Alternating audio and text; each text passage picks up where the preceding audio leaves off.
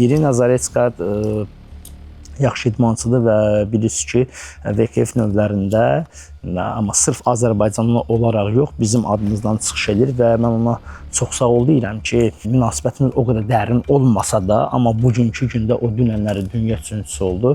Mən onu heç kim paylaşmasa da, mən özümü yaxşı oğlan deyərək demirəm, mən onu paylaşdım. Mən onun xarakterini bəyənməyə bilərəm, o mənim xoşuma gəlməyə bilər, amma o mənim birbaşa bayrağımı təmsil edirsə, mənim borcumdur ki, vətəndaşım, mən onu təbrik edeyim.